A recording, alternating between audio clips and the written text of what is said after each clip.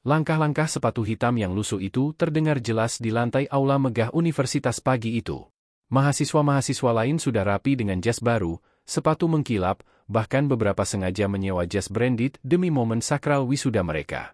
Sementara Ardi, pemuda dengan wajah pucat yang mencoba menahan senyum, hanya memakai jas pinjaman dari tetangganya. Jas itu kebesaran, lengannya terlalu panjang, dan kerahnya agak kusut meski sudah ia setrika semalaman.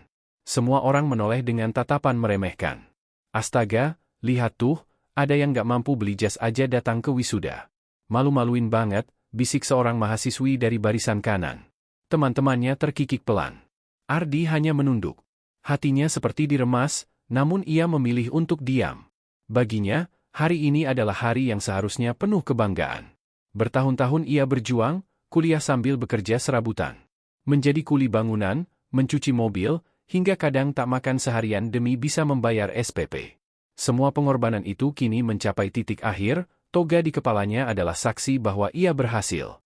Tapi siapa sangka, justru di momen ini, penghinaan terbesar menantinya. Suasana hening ketika sang rektor, seorang pria paruh baya dengan jas mewah dan cincin emas mencolok di jarinya, naik ke podium. Hari ini adalah hari yang membanggakan. Universitas kita meluluskan ratusan mahasiswa berprestasi yang siap bersaing di dunia kerja, ucapnya lantang. Tepuk tangan menggema. Satu persatu nama dipanggil. Mahasiswa berjalan dengan penuh percaya diri, menyalami rektor, lalu menerima ijazah. Namun, ketika tiba giliran Ardi, suasana berubah.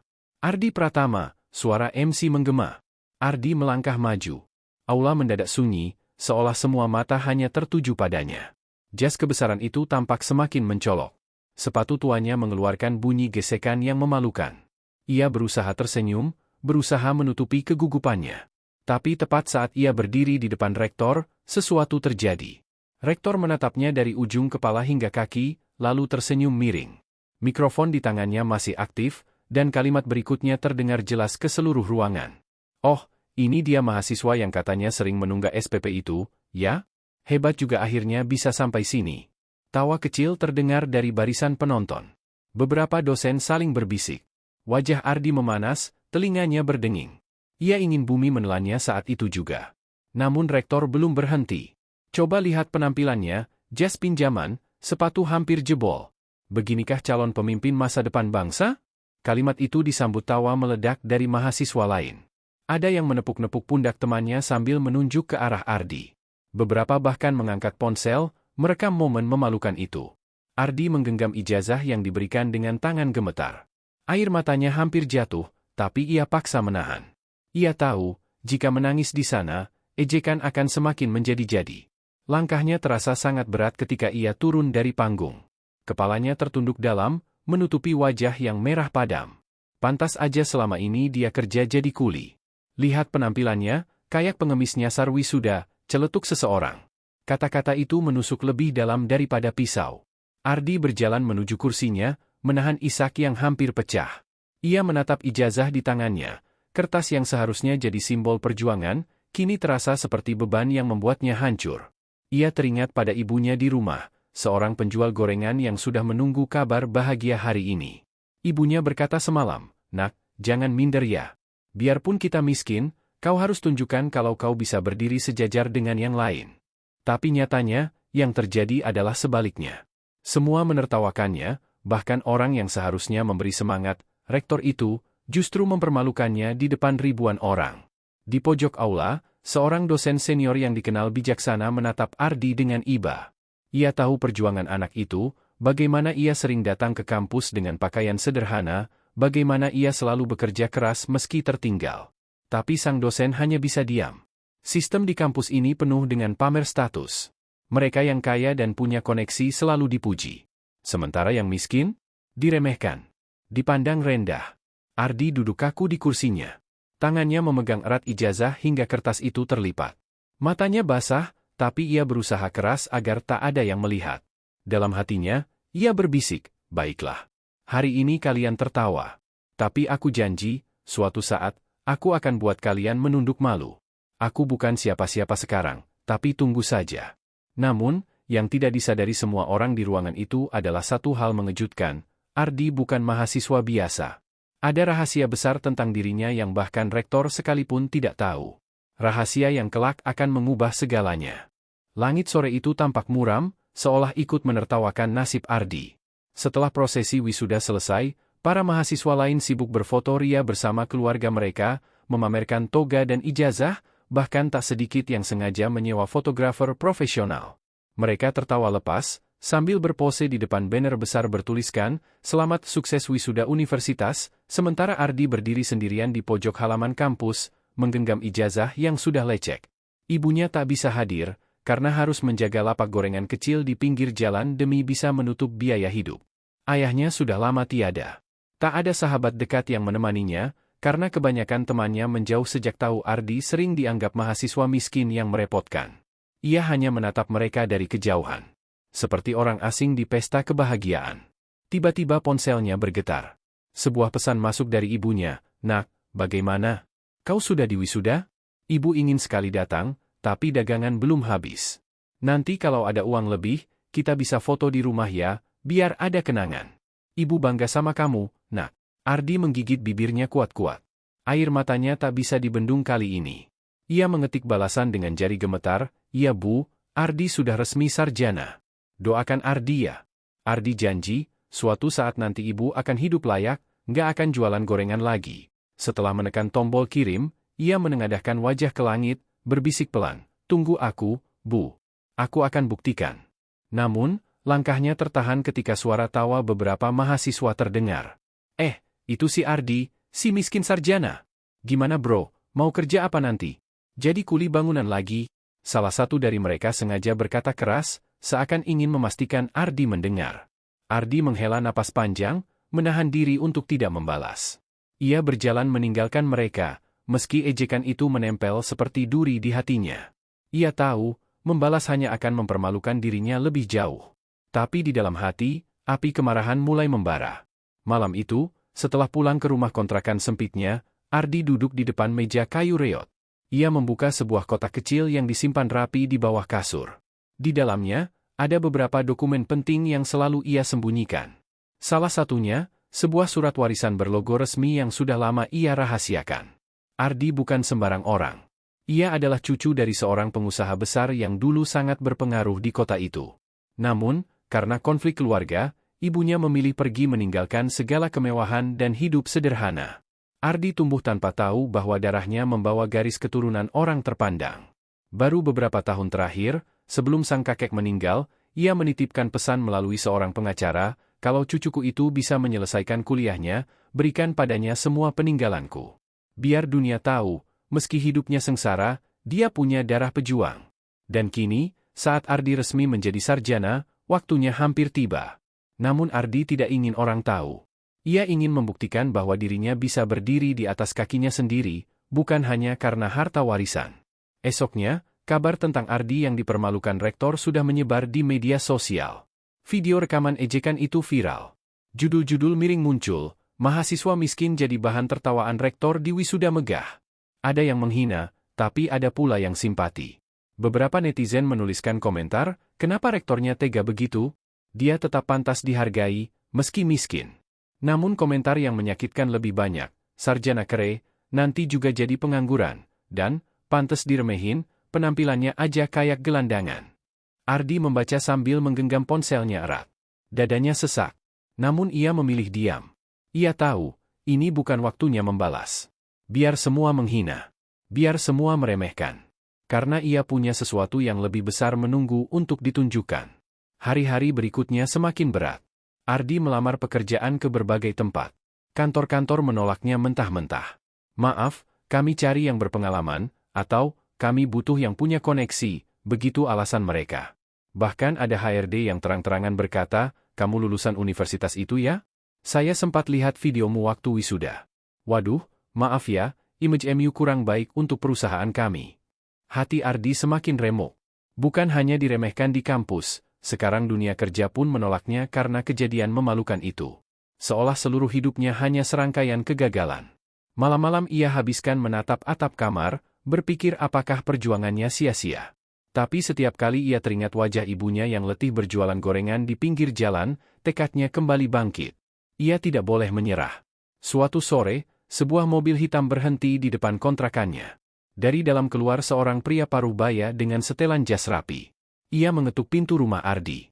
"Kamu Ardi Pratama?" tanyanya. Ardi mengangguk, bingung. "Saya pengacara keluarga almarhum Tuan Surya. Kakekmu." Seketika tubuh Ardi kaku. Pengacara itu menyerahkan sebuah map tebal. "Mulai hari ini, semua aset peninggalan beliau resmi menjadi milikmu. Termasuk perusahaan besar yang selama ini kau kira bukan siapa-siapa." Ardi terdiam. Tangannya gemetar membuka dokumen-dokumen itu. Di dalamnya tertulis jelas, ia kini pemilik sah dari sebuah perusahaan raksasa di bidang teknologi dan properti. Hatinya campur aduk. Antara bahagia, kaget, dan takut. Ia sadar, rahasianya kini terungkap. Namun ia bertekad, warisan ini bukan untuk balas dendam. Warisan ini akan ia gunakan untuk membuktikan bahwa ia layak dihargai. Keesokan harinya, berita mengejutkan mulai beredar di media lokal, cucu pewaris perusahaan besar ternyata mahasiswa yang dihina saat wisuda. Dunia mendadak heboh. Nama Ardi kembali viral, tapi kali ini dengan cerita berbeda. Kampusnya gempar. Mahasiswa yang dulu menertawakannya kini terdiam. Dosen-dosen mulai membicarakannya di ruang fakultas. Dan yang paling kaget tentu saja rektor. Ia tidak percaya, mahasiswa miskin yang ia permalukan di panggung ternyata adalah pewaris sah salah satu konglomerat besar di negeri ini. Tapi Ardi tidak segera muncul ke publik. Ia memilih diam, menunggu waktu yang tepat. Ia tahu, ini baru permulaan. Dan ia juga tahu, balasan paling menyakitkan bukanlah hinaan, tapi saat orang yang meremehkan akhirnya harus menunduk malu di hadapannya. Namun, di balik itu semua, ancaman baru mulai muncul. Tidak semua orang senang dengan kabar ini. Ada pihak-pihak yang ingin merebut hak Ardi, bahkan berusaha menjatuhkannya sebelum ia sempat berdiri tegak.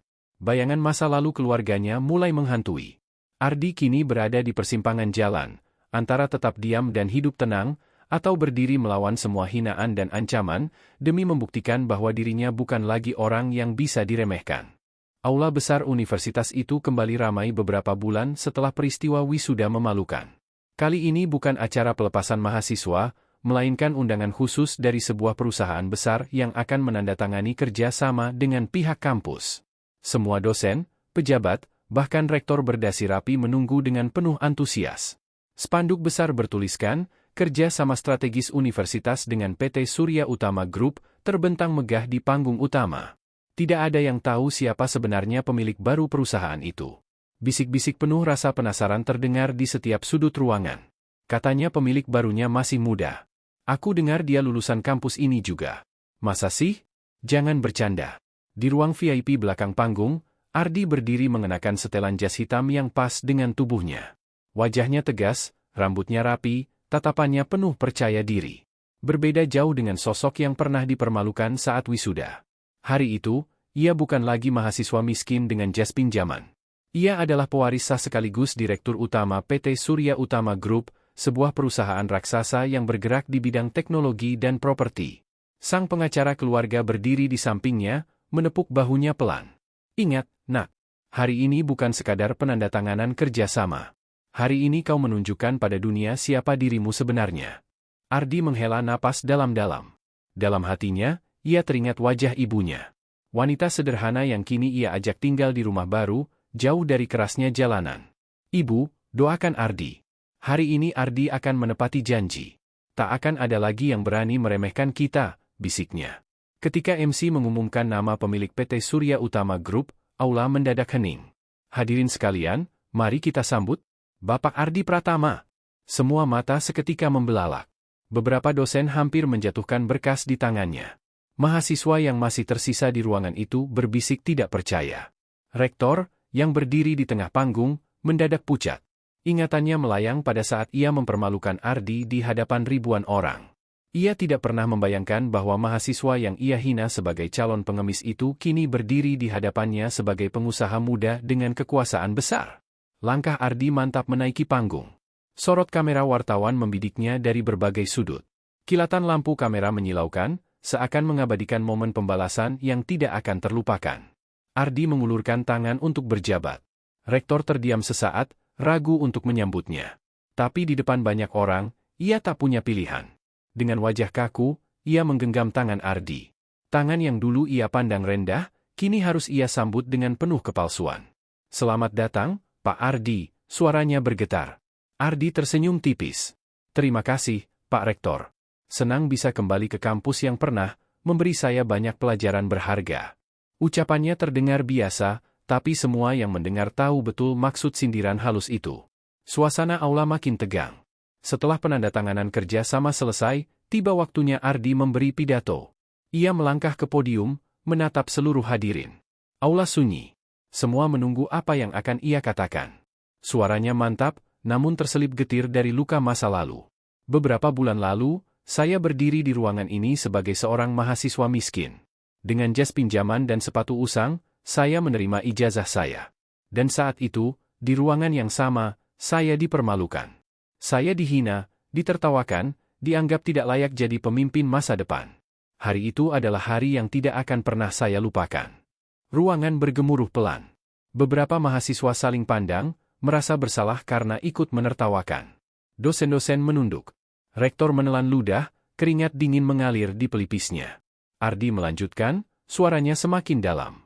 "Tapi saya ingin berterima kasih. Karena hinaan dan tawa kalianlah, saya belajar arti perjuangan. Karena dipandang rendah, saya belajar berdiri lebih tinggi. Karena dipermalukan, saya bertekad untuk membuktikan bahwa harga diri bukan ditentukan dari harta, melainkan dari kerja keras dan keteguhan hati." Suara tepuk tangan mulai terdengar, beberapa mahasiswa meneteskan air mata. Bahkan ada orang tua yang hadir ikut mengangguk, merasa terhantam oleh kata-katanya. Ardi menatap lurus ke arah rektor. Tatapannya tajam, menusuk. "Dan hari ini, di ruangan yang sama, saya kembali. Bukan sebagai mahasiswa miskin yang kalian tertawakan, tapi sebagai pemimpin perusahaan yang kini menjadi mitra besar universitas ini. Saya ingin katakan satu hal, jangan pernah meremehkan orang hanya karena penampilannya. Karena kalian tidak pernah tahu siapa dia sebenarnya, dan apa yang bisa ia capai suatu hari nanti." Aula meledak dengan tepuk tangan meriah. Semua orang berdiri, memberikan penghormatan. Namun rektor tetap duduk, wajahnya tertunduk malu. Setelah acara usai, Ardi turun dari panggung. Beberapa dosen menghampirinya dengan wajah penuh penyesalan. "Maafkan kami, Ardi. Kami salah menilaimu," kata mereka. Mahasiswa yang dulu menertawakannya berusaha mendekat, tapi Ardi hanya tersenyum tipis dan berlalu. Baginya, maaf bukanlah hal yang ia cari. Yang ia butuhkan hanyalah pembuktian, dan hari itu, pembuktian itu sudah ia dapatkan. Di luar aula, ia mendapati ibunya menunggu dengan mata berkaca-kaca. "Nak, ibu bangga sekali." Ardi memeluk ibunya erat. "Semua ini untuk ibu. Kalau bukan karena doa dan kerja keras ibu, Ardi nggak akan bisa sampai di sini." Mereka menangis bersama, di tengah hiruk-pikuk kamera yang terus membidik. Dunia kini tahu siapa Ardi sebenarnya. Bukan lagi mahasiswa miskin yang jadi bahan tertawaan, tapi seorang pemimpin muda yang lahir dari penderitaan. Namun di balik sorak-sorai itu, Ardi sadar luka di hatinya tidak serta-merta hilang. Rasa sakit ketika dipermalukan akan selalu membekas. Tapi justru luka itu yang menjadi alasan ia terus melangkah. Ia berjanji pada dirinya sendiri, ia akan menggunakan warisan dan perusahaannya bukan untuk balas dendam, melainkan untuk membantu mahasiswa lain yang bernasib sama dengannya. Agar tidak ada lagi anak miskin yang diremehkan hanya karena tidak punya harta. Dan dari hari itu, nama Ardi bukan hanya viral di media, tapi juga menjadi simbol bahwa kemiskinan bukanlah aib, melainkan titik awal untuk bangkit. Sementara sang rektor, yang dulu merasa paling berkuasa, kini hanya bisa menundukkan kepala setiap kali nama Ardi disebut. Dunia berputar cepat. Yang dulu ditertawakan, kini berdiri paling tinggi. Yang dulu dihina, kini dihormati. Dan semua orang akhirnya sadar, jangan pernah meremehkan seseorang, karena bisa jadi dialah yang kelak membuatmu tertunduk malu.